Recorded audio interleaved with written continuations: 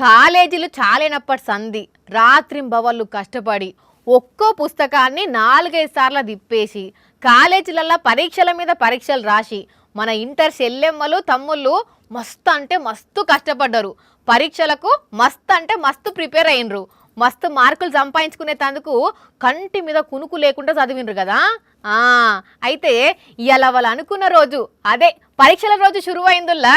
మరి ఒకసారి గట్ల పోయి పరీక్షల ముచ్చట గిట్ల చూసేద్దాం పాండ్రి. ఇంటర్ పరీక్షలు జోరుగా షురు అయినాయుల్లా.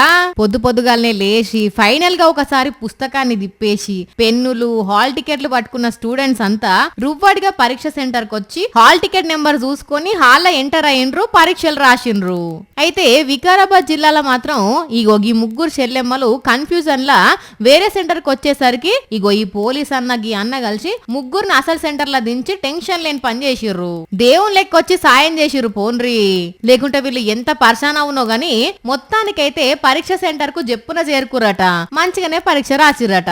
ఇక ఇట్లా తెలంగాణలో అంతటా సందడిగా పరీక్షలు జరిగితే జగిత్యాల జిల్లాలో మాత్రం ఈ షెల్లె పుట్టెడు దుఃఖంతోని పరీక్ష సెంటర్ పోయి రాసొచ్చిందుల్లా.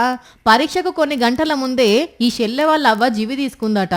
ఒక దిక్కు ఇంట్లో తల్లి డెడ్ బాడీ ఉన్నది, ఇంకో దిక్కు పరీక్షకు టైం అవుతుండేసరికి అందరు కలిసి పరీక్ష సెంటర్ కు తీసుకుపోయి పరీక్ష రాపిచ్చి తీసుకొచ్చిర్రు. కానీ గీసోంటి కష్టం పగోళ్ళ కూడా రావద్దు పోన్రి.